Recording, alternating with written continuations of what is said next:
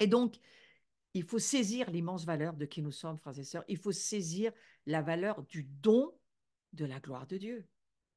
Il nous fait don de sa grâce, mais souvenez-vous, quand j'ai enseigné sur la gloire, les petites choses que j'ai commencé à voir, c'est que la grâce, c'est la semence, c'est le prémisse de la gloire. Mais nous sommes amenés à être conduits par le Saint-Esprit, par l'Esprit de Dieu. En tant que fils et filles de Dieu, nous sommes conduits dans la gloire de Dieu. Nous sommes appelés, nous avons reçu, Jésus nous a offert sa gloire. Je vous ai donné ma gloire, la gloire, Jean 17. Parce que nous approchons par cette route qui est ouverte dans le livre des Hébreux, chapitre 12, cette route vivante. Christ est vivant. Il nous ouvre une route, imaginez-la, et voyez-vous arriver dans ce royaume de Dieu qui nous est offert gratuitement, parce que simplement nos péchés sont pardonnés, parce que nous pouvons rentrer dans la sainteté, parce que nous sommes devenus saints, parce que maintenant nous pouvons approcher Dieu et nous pouvons lui demander tout ce dont nous avons besoin. C'est cela dont il est question dans la parole de Dieu. Et que en approchant de la vérité, de quoi? De l'amour de Dieu pour nous, que nous avons un Père, que nous avons des frères et des sœurs, que nous sommes une famille, que nous sommes de la famille de Dieu, que nous sommes entendus de Dieu, nous sommes écoutés de Dieu. Eh bien, montez un petit peu plus souvent que ce que vous le faites déjà dans les cieux et allez voir ce qui s'y passe et croyez ce qui s'y passe et passez-y du temps. Et cela, ça s'appelle l'adoration, voyez. Et au fond, c'est dans cette mesure, voyez, il y a une mesure. Alors, on n'a pas tout d'un coup, hein, la révélation vient pas à pas, de progrès en progrès. La révélation, elle vient petit à petit, hein, c'est ce que nous dit l'Écriture, de gloire en gloire, mais elle vient. Et plus nous nous approchons de la vérité, de l'amour de Dieu, plus nous nous approchons de Christ, plus nous nous approchons. C'est pour ça que j'ai remarqué que dans ce chapitre, il est écrit plusieurs fois, approchez-vous, approchez-vous, approchez-vous. Et ce fameux passage, nous nous sommes approchés des justes, nous nous sommes approchés de la Jérusalem céleste. Vous allez le croire ou pas? Nous sommes approchés de Dieu. Vous allez le croire ou pas? Nous sommes approchés de Jésus. Nous nous sommes approchés de son sang. C'est ça que dit ce passage. C'est plus la montagne qui faisait peur à tout le peuple du temps de Moïse. Non, non, non, c'est une autre montagne. Cette montagne, c'est la montagne de Sion. C'est Christ. C'est la nouvelle Jérusalem céleste. C'est ce royaume de Dieu que nous pouvons voir que par la foi, si nous lisons l'Écriture. Et moi, personnellement, je trouve ça extraordinaire. Et cette Pentecôte, il faut la vivre, je crois, avec cette révélation-là. J'ai envie de vous prendre ce texte qui n'est pas du tout dans mon cours, mais je vais vous le chercher parce que j'ai envie de vous lire comme il faut. Et si vous avez envie de m'écouter un petit peu plus sur le sujet, allez écouter sur Paris Tout est possible, la chaîne de Carlos, parce que j'en ai parlé mardi midi. Mais voilà ce que nous dit ce passage. Premièrement, au début du chapitre 12, il nous dit, nous donc aussi, puisque je suis au début du Hébreu chapitre 12, verset 1, puisque nous sommes entourés d'une si grande nuée de témoins. Vous voyez, on n'est pas tout seul. Hein.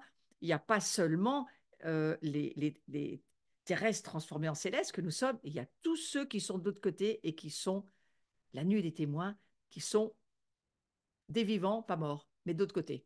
Il n'y a pas de mot pour les appeler, donc je ne sais pas comment je peux vous les appeler, mais ce ne sont pas des morts, puisqu'ils sont tous endormis en Christ et qui sont là-haut avec Christ et qu'ils n'ont pas de nom, alors on va les appeler la nuit des témoins, d'accord? Rejetons tout fardeau et le péché qui nous enveloppe si facilement. Mais qu'est-ce qu'il faut faire? Il faut le jeter. Voilà, jetez-le comme une vieille chaussette parce que ça ne nous intéresse pas, ça. Et courons avec persévérance l'épreuve qui nous est proposée. Courons, eh bien, mes amis, courons dans la nouvelle nature que nous sommes. Courez, parce que c'est la chose qu'il faut faire. Faisons-le en gardant les regards sur Jésus. Vous avez intérêt à garder vos regards sur Jésus. Parce que si vous ne gardez pas vos regards sur Jésus, qui allez-vous regarder? Vous ou les autres? Dans le côté terrestre, ça va nulle part. C'est la corruption, on est perdu. Mais si vous regardez Christ et que vous, en regardant le Christ, vous savez que c'est aussi vous que vous regardez, ça va beaucoup vous aider.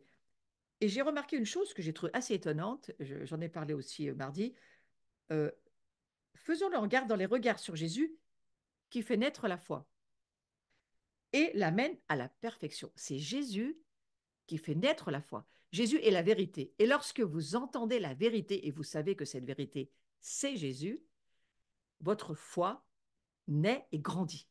Donc, en lisant la Bible, la foi grandit. Et c'est Jésus qui l'a fait naître et grandir. C'est extraordinaire de le savoir. Et puis un petit peu plus loin, parce que ce n'est pas vraiment le passage que je veux vous lire, voilà. Ici au verset 22, oui c'est bien 22, c'est Hébreux 12, 22. Je ne lis pas tout avant, hein, c'est tout ce qui s'est passé avec Moïse, et puis ça n'a plus lieu d'être, c'est l'ancienne alliance, c'est pas vraiment ça dont il est question.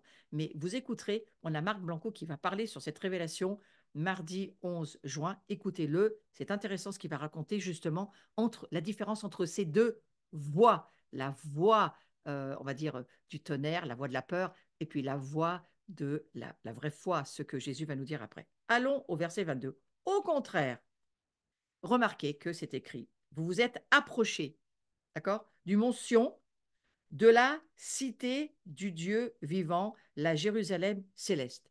C'est au passé composé, hein, mais c'est, à mon avis, c'est un temps qui est aussi dans une forme de présent. Vous vous êtes approchés. Vous l'avez fait, vous continuez de le faire, mais vous l'avez déjà fait. Ouais, vous ne savez peut-être pas, mais c'est ce que vous avez fait. Vous vous êtes approchés du mont Sion. Vous vous êtes approchés de la cité de Dieu, du Dieu vivant, la Jérusalem céleste, et ses dizaines de milliers d'anges. En fait, de l'assemblée, alors vous vous êtes approchés, hein, de l'assemblée des premiers-nés inscrits dans le ciel. Vous ne croyez pas que vous en faites partie? Il n'est pas écrit votre nom dans le livre de vie? Mais si, c'est de vous dont il s'agit. Vous vous êtes approchés, regardez encore une fois, vous vous êtes approchés de Dieu qui est le juge. J'entends plein de gens qui disent, mais Seigneur, comment est-ce qu'on peut faire pour t'approcher? Mais c'est écrit, vous vous êtes approchés. Vous allez le croire. Vous vous êtes approchés de Dieu qui est le juge de tous. Attention, là aussi, vous approchez Dieu le juge. Vous avez intérêt à savoir ce que c'est que la grâce et à lui laisser tout au péché parce qu'il les connaît tous. Hein. Laissez-lui, ça ira plus vite. Bon. Des esprits des justes parvenus à la perfection. Vous êtes approchés des esprits des justes. Il n'est pas question d'avoir peur de Dieu aujourd'hui. Il est question de comprendre ce qu'il nous propose. Il nous propose une nouvelle création, d'être des nouvelles créatures, de comprendre qui il est, de saisir qu'il a un plan et qu'on n'en est plus à lui cacher nos péchés et à pleurer sur qui nous étions. Nous ne sommes plus et nous sommes appelés à arrêter de pécher. Donc, laissez-le vous aider, passez à autre chose. Hein. Enfin, c'est un peu le conseil que je vous donne.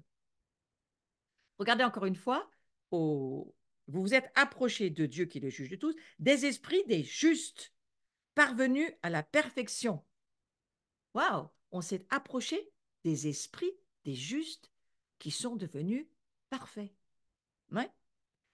Nous nous sommes approchés de Jésus qui est le médiateur d'une alliance nouvelle et du sang purificateur porteur d'un meilleur message que celui d'Abel. Faites attention, hein, c'est marqué après, faites attention. Faites attention, c'est écrit, ne refusez pas d'écouter celui qui parle. Écoutez, c'est le verset suivant. Nous avons une filiation, mes frères et mes sœurs, divine, accordée à l'homme nouveau. Nous avons une filiation divine. Nous sommes des fils et des filles. On devrait arrêter de pleurer. C'est fait. Est-ce que tu peux reprendre ce passage chez toi à la maison? Est-ce que tu peux vraiment le reméditer, projeter tes pensées, projeter ces paroles avec ton imagination sanctifiée. La filiation divine accordée à l'homme nouveau, je le relis, je lis ce visuel, parce que vous êtes fils. Parce que vous êtes fils. Que Dieu a envoyé dans nos cœurs l'esprit de son fils. Il ne nous aurait pas envoyé ça si on n'était pas fils. Mais parce qu'on est fils, parce qu'on est fille, hein, c'est la même chose, il nous a envoyé, c'est fait, c'est au passé composé, il nous a envoyé dans nos cœurs l'esprit de son fils, lequel crie Abba, Père. Tu n'es plus esclave, tu es fils. Et si tu es fils, si tu es fille, tu es aussi héritier par la grâce de Dieu. Ne vous bagarrez pas pour votre héritage, vous l'avez. Il est dans le Christ. Mais là où j'aimerais que vous puissiez revenir, parce que je vais m'arrêter sur cette filiation, j'y reviendrai le prochain cours, Mais j'aimerais juste vous dire, reprenez ce texte de Hébreux chapitre 12, verset 22, lisez-le en projetant vos pensées avec votre imagination sanctifiée, en laissant ces paroles vous faire voir ce à quoi nous sommes appelés, ce vers quoi nous nous sommes déjà approchés, et qu'il faut prier pour une Pentecôte pour qu'on puisse le vivre beaucoup plus que ça. C'est pour ça qu'il faut appeler la Pentecôte. Beaucoup plus de Saint-Esprit, beaucoup plus de révélation, beaucoup plus la puissance de Dieu pour que la parole de Dieu nous permette de voir et de croire et de vivre le fait qu'on s'est approché de la Jérusalem céleste. On est dans la Jérusalem céleste. On s'est approché de Dieu. C'est impossible sans le Saint-Esprit, sans le sang de Jésus. Eh bien, il nous dit, vous vous êtes approchés. Est-ce que vous le croyez? Vous vous êtes approchés de Dieu. Vous êtes approchés de Jésus. Vous êtes approchés de l'Esprit des justes. Vous êtes approchés de la myriade des anges. Waouh! Et là, Dieu dit, ben alors, on fait quoi? Eh bien, on va faire la fête en adorant Dieu et en voyant encore un peu plus. Voyez. Et je crois que c'est pour ça qu'il nous faut une Pentecôte. Il nous faut une Pentecôte pour voir que nous sommes créés à l'image de Dieu et que la vérité produit la sainteté et la justice et que la parole de Dieu nous dit maintenant vient une nouvelle création, un nouveau monde. Approchez-vous de ce trône de la grâce, mais beaucoup plus que ça, approchez-vous de Dieu, approchez-vous de Jésus, approchez-vous de cette Jérusalem céleste, approchez-vous jusqu'à, je crois, entrer dedans et le vivre. Et c'est cela, je crois que c'est cela à quoi on est appelé. Et nous ne sommes pas appelés à vivre qu'au niveau terrestre. Nous vivons notre incarnation, mais la tête dans les cieux, le cœur et l'esprit dans les cieux.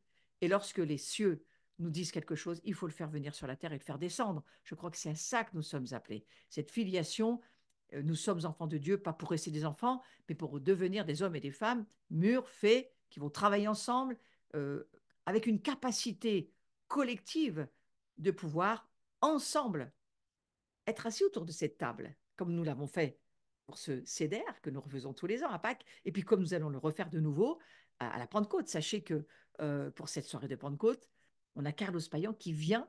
Nous, ça sera en présentiel chez nous, mais vous serez en ligne et on va justement réfléchir à ces choses en se disant, mais qu'est-ce qu'il fait donc ce Saint-Esprit?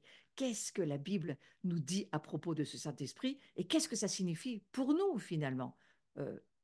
Alors on va prendre ce temps pour y réfléchir. Et en tous les cas, voilà, nous avons ici quelques versets extraordinaires qui nous disent que nous sommes plus, donc arrêtons d'en parler, nous sommes plus esclaves. Entrons dans qui nous sommes, entrons dans la vérité. Parce que, est-ce que vous pourriez prier comme ça ce soir en disant, parce que je suis fils, parce que je suis fille, waouh, eh bien, j'ai un Père dans les cieux et je peux m'approcher de lui tout le temps. Je peux même vivre sur ses genoux si j'ai envie. Je peux même manger avec lui à la table. Lorsqu'on nous vivons la communion avec Jésus, qu'est-ce que nous faisons? Eh bien, nous mangeons avec lui cette nourriture qui nous donne la vie éternelle, qui fait qu'il demeure en nous, nous demeurons en lui. C'est un grand mystère, cette communion du pain et du vin. N'empêche que c'est quand même ça. Et que, eh bien oui, c'est la parole de Dieu qui est la vérité, qui nous dit, vous êtes vous aussi créés à l'image de Dieu et la vérité en vous, le Christ en vous, la parole de Dieu en vous, qui est la vérité, elle produit la justice et la sainteté. Voilà, je prie que ce soir, vous soyez réjouis par cette nouvelle création que nous sommes, ces petites choses qu'on commence à voir, cette filiation qui nous est accordée, le fait que nous sommes appelés à vivre sur une nouvelle montagne, une nouvelle dimension, la dimension du livre dont il est question dans le livre des Hébreux, de cette Sion céleste. Nous pouvons y vivre, nous pouvons y aller, nous pouvons la voir, nous pouvons parler avec Jésus, recevoir des révélations extraordinaires. C'est cela dont il est question. Et que, eh bien sûr que pour pouvoir le vivre, je le redis, dépouillez-vous du vieil homme et de la vieille femme, parce que là, vous n'arrivez à rien avec ça. Hein. Et puis, changez votre manière de penser, parce que là non plus, ça ne va pas vous aider de penser comme ce monde pense. Mais si nous pensons comme Dieu pense, mes amis, nous allons devenir des êtres absolument extraordinaires, des esprits vivifiés qui amèneront dans ce monde la joie, la paix, l'amour, de la fraîcheur, du parfum, des choses qui leur manquent, parce que dans ce monde, il manque de tout. Mais nous, dans le monde où nous vivons, il y a tout. Tout, absolument tout ce dont nous avons besoin. Donc, que vous puissiez et que nous puissions ensemble Eh bien, écoutez, je vais vous dire la vérité, hein, le croire de plus en plus. Voilà, il nous faut le croire de plus en plus, le vouloir le vivre de plus en plus, vouloir le saisir de plus en plus. Et si vous êtes là, eh bien, c'est parce que c'est ce que vous cherchez. Alors que ce soir, vous puissiez recevoir des nouvelles révélations, des nouvelles envies, désirs de lire la parole de Dieu, une envie de ne jamais voir ce feu s'éteindre en vous et que le Seigneur rallume en nous cette flamme si elle est un peu fatiguée, qu'elle est devenue une braise. Il suffit d'un petit saut pour qu'elle se réveille. Et vous savez quoi? Le Seigneur, il veut le faire. Voyez, soyez bénis et soyez encouragés ce soir. Voyez, le Père vous aime tellement. Voilà. Soyez bénis et à très bientôt.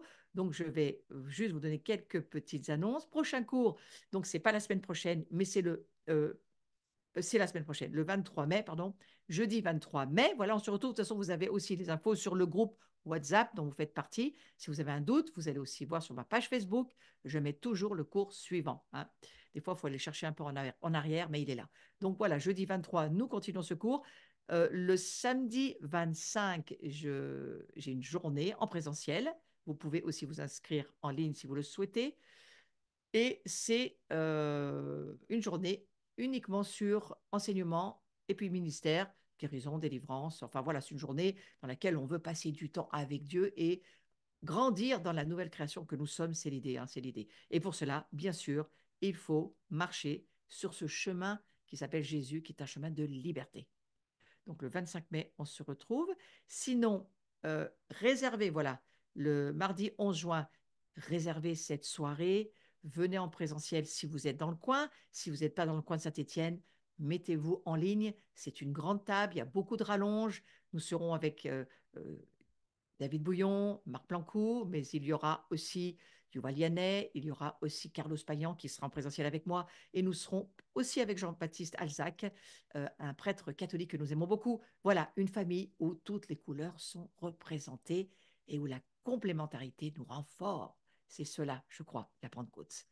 Ensuite, voilà, juste réserver cette date très importante, la conférence, la grande maison de Jean. Enfin, conférence, c'est pas vraiment le mot, c'est une maison, hein. C'est une maison dans laquelle nous vivons un temps très particulier, adoration, enseignement. On laisse le Saint-Esprit nous toucher, on laisse la présence de Dieu nous transformer. On veut juste grandir dans cette nouvelle dimension qui est la nôtre, cette nouvelle création que nous sommes en Jésus-Christ. Voilà, 12-14 juillet. Et il y aura divers intervenants que vous voyez sur le visuel. Ceux qui n'avaient pas mon livre, commandez-le, lisez-le, c'est important. Ça nous aide aussi, bien sûr. La délivrance, c'est un passage obligé pour pouvoir naître dans tous les domaines où Dieu veut que nous naissions et que nous entrions dans de nouvelles dimensions. Il faut de la délivrance, c'est une évidence. Guérison, délivrance, c'est interdépendant. Merci pour tous ceux qui pratiquaient, on va dire, qui venaient sur ma chaîne. Si vous n'êtes pas encore abonné ou si vous avez la possibilité, likez, aidez-moi, mettez-moi vos commentaires parce que ça a fait vivre cette chaîne et puis ça fait aussi de la visibilité pour ceux qui en ont besoin. Merci beaucoup en tous les cas de me suivre et puis merci à tous ceux qui me soutenaient, qui me donnaient, on va dire, une bénédiction parce que les finances, moi, ça m'aide, ça me bénit. Et je vais aussi aller passer quelques temps en juin dans les Cévennes. Et bien, vous voyez, voilà, ces semences, elles servent aussi pour que je puisse bouger dans d'autres domaines. Soyez bénis et soyez euh, vraiment renouvelés ce soir dans votre être intérieur. Que la bénédiction de l'Esprit Saint vous rafraîchisse. Et je vous souhaite à toutes et à tous une belle soirée.